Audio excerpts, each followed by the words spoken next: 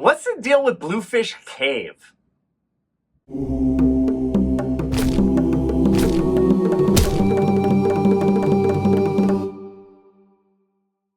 Okay, what is Bluefish Cave?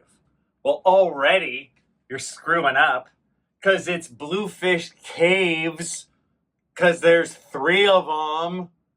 And what they are these series of three really small caves in the Yukon area of Canada, so way up north in the northern part of North America. Why do we care in archaeology? It's because it's a really great location to find really early human sites for the New World, because we're trying to answer this question, which I think is the number one hardest question to answer in all of archaeology.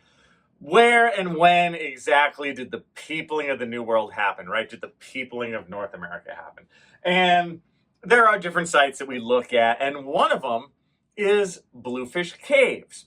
Now, this site had been known for a while, but it was originally, I think you could say, studied in the late 70s into the early 80s by this guy named Jacques St. Mars.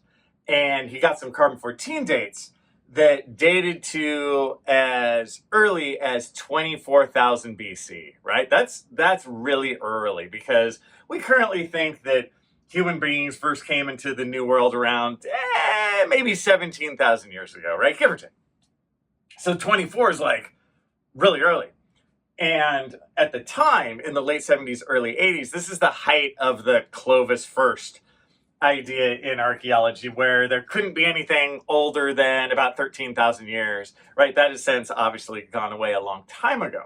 But nobody really believed Jacques St. Mars's data. They thought maybe the carbon-14 dates were wrong and so forth. But I don't think the carbon-14 dates were wrong. When in doubt, trust your carbon-14 dates, right? I've learned that multiple times, but there's more to this story.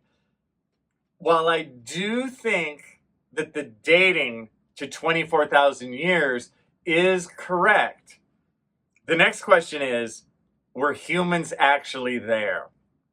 Now, in Bluefish Caves, what we're really looking at is just a bunch of animal bones, really. So don't think of it as there's like human remains in there and all this kind of stuff. It's really a bunch of different animal bones, and the idea is that early humans processed these animal bones, meaning they killed the animals and ate the animals in the cave, and that's kind of what's left over.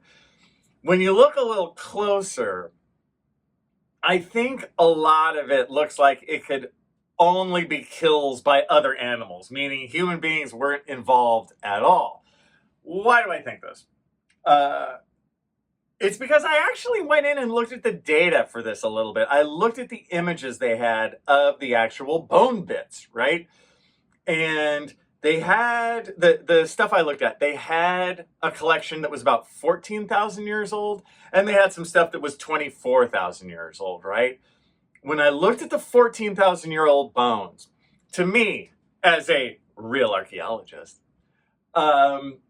I thought almost immediately you could look at the 14,000-year-old bones and be like, oh yeah, human beings cut those, because they'll have cut marks on the bones. And it doesn't really take that long to learn what they look like and this kind of thing. And it would be what you would think, right? Oh, there's cut marks right where like the tendon would be to cut the muscle off the bone, and the cut mark on the bone really looks like a stone tool did it, that kind of thing. I'm really pro 14,000 years old, if that makes sense, right? The stuff from Bluefish Caves that dates to 14,000 years old, the bone bits, I do think really look like human beings cut them. Now, looking at the stuff that was 24,000 years old, it really doesn't look like human beings cut them. To me, they're just these scratches on the bones, right? To me, it really looks like rodent scratches. And what that is like rats will get in there and kind of like gnaw on the bones. And it makes this really distinctive kind of rat gnawing look. And I really think that's what you have here. So you have dates that span from, 14,000 all the way back to 24,000. But I think human beings were only there at around 14,000 and no earlier. Anyway, tune in next week. It could all be different.